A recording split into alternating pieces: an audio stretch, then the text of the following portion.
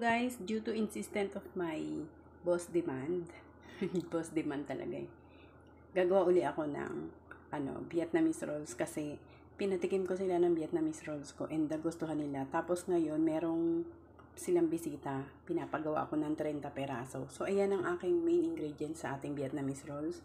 Meron ako ditong hipon, chives, etong mint, pork, chicken, and then ang bihon. And syempre, hindi pa pwedeng mawala ang rice paper roll.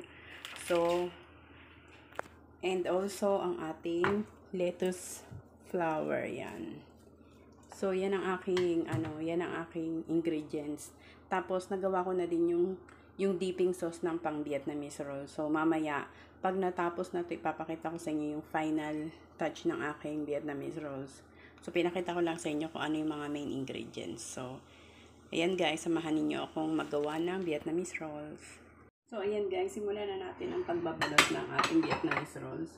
Una, itong rice paper, kailangan isusok siya sa water, ganyan. Kasi mahirap balutin kapag yung rice paper matigas. So, mabilisan lang to guys. Kailangan pag binabad nyo sa tubig, gagawin nyo na kaagad. Tapos, yung ating lettuce flower. And then, lagyan natin ng bihon. Huwag masyadong madaming bihon, guys. Yung katamtaman lang. Yan, bihon. Tapos, lagay natin ang ating toge o ating bean sprout. Tapos, lagyan natin itong mint leaves. Yan.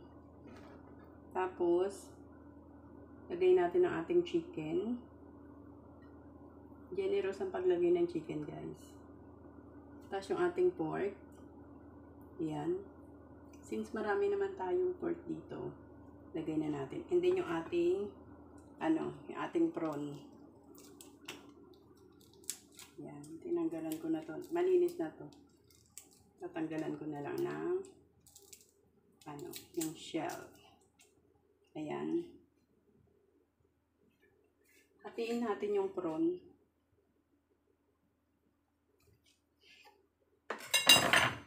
Tapos, ganito ang paglatag ng prawn. Ganyan. Tapos, i-roll nyo kaagad guys kasi mabilis tong lumambot. Tapos, fold nyo ganito.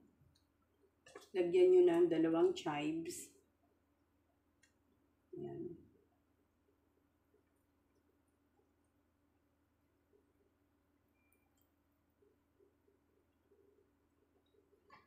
So, ganito. Ganito ang kalalabasan niyan. Tapos, lagay na natin sa plato, of course. Then, gawa ulit tayo.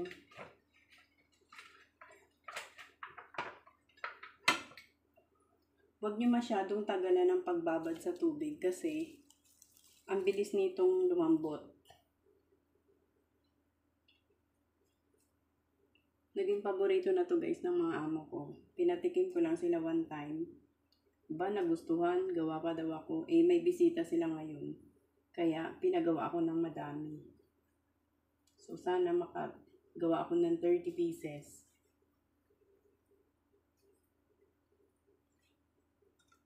Then, ang ating prawn. Nilaga ko muna guys yung prawn, yung pork, yung chicken. Tapos, yung pinaglagaan, yun ang ginamit ko na na stocks para sa dipping sauce.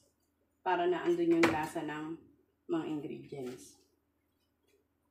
So, ayan. I-layer lang natin ng maayos para pag pinold natin,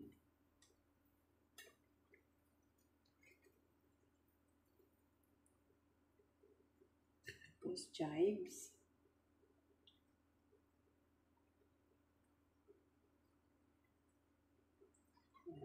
Okay, nakakadalawa na tayo.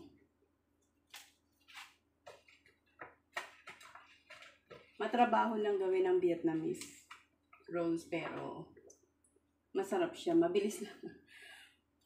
Matagal gawin. Ang bilis lang maubos. Ang bilis kainin. Pero kapag passion nyo naman ang pagluluto, okay lang sa inyo yan. Ako kasi passion ko pagluluto eh. Kaya easy peasy lang sa akin ang mga ingredients, ang mga recipe. Charot lang.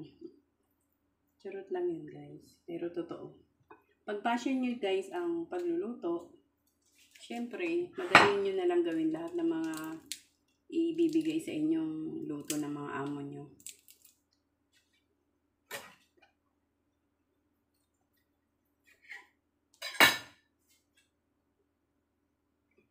Ganyan lang. Ganyan lang siya. Madali lang ang paggawa nito.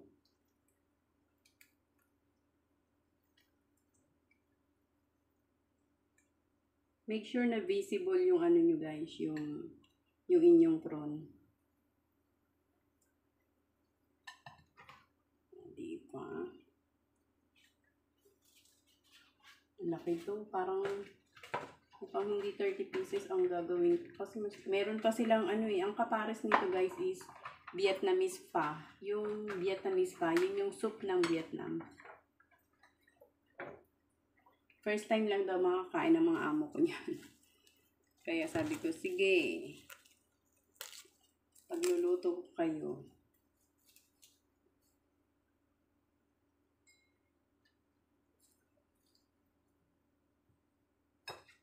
Masarap, maraming mint.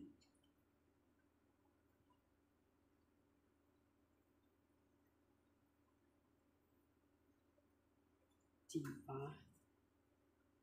Hindi ko yata nalagyan ng ano yung isa. Parang walang bean sprout.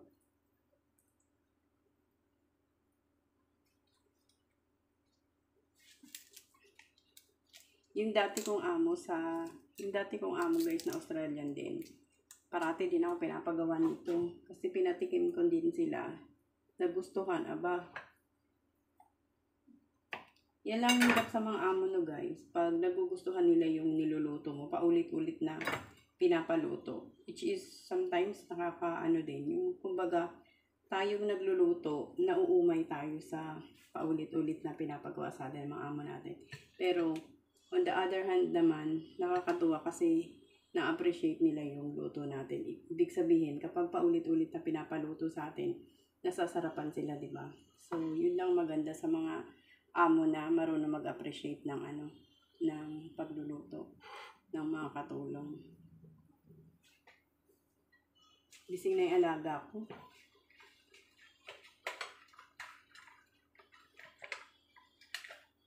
Hirap din no pag may alaga kayo na baby. Ang trabaho nyo is mabilisan. Kailangan pagtulog yung bata, gawin nyo na yung pwede nyo gawin, like yung habang naglalaba, tapos nagva-vacuum. Kagandahan lang, hindi ako makapag-vacuum kasi yung alaga ko is takot sa vacuum. So, inaantay ko muna siya gumising. Tapos pag andito yung parents niya, sila yung nagbabantay sa bata habang ako naman nagva-vacuum.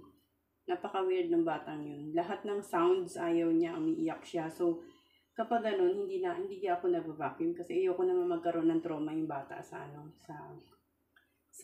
sound. So, during the National Day, di ba, yung nagpalipad ng mga jet fighter, takot na takot yung batang yun, naawa nga ako kasi, syempre, bata pa lang, di ba, hindi niya naman alam yung pero dahil nga may takot siya sa mga ingay, yung pag nag-sneeze ka, natatakot siya, so, kaya hindi ako nagwa-vacuum kasi ayoko naman matrauma yung bata.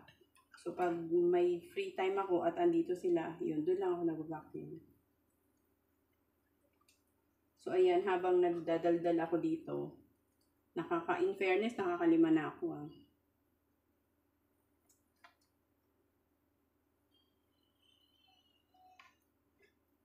Yan. Ayan guys, nakalima na agad ako. Aray ko, putek. Ayan guys, nakalima na kaagad ako. Ang bilis lang, di ba? Habang yung alaga ko naiyak, hindi naman siya naiyak, naglalaro yun sa kuna niya. Kasi pa lang siya, 1 year old. Yun naman mga amo ko, hindi nila inaano yung alaga ko na pag umiyak, lang muna. Sabi nila, hayaan mo lang maglaro yung bata sa kuna. So, hinahayaan ko. Before, nung bago pa lang ako, so, syempre, baby pa siya. Pag umiiyak, kinukuha ko, sabi ng amo ko, wag daw, hayaan daw. Hayaan daw ang bata maging independent. Iyan lang din ang maganda sa puti, guys, no? Masyado silang, independent. So, pag nakasampu ako, titigil muna ako, kuhanin ko yung alaga ako.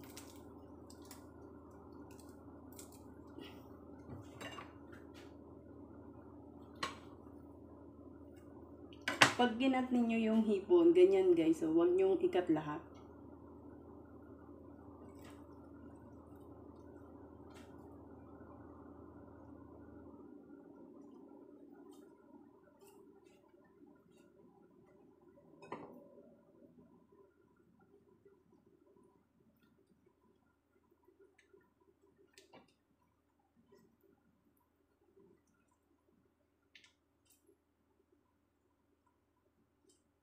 Lamihan natin ng chives. Masarap na yung chives eh.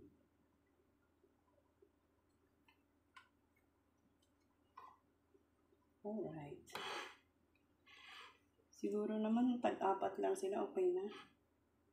Meron namang soup eh. Baka hindi nila maubos yan.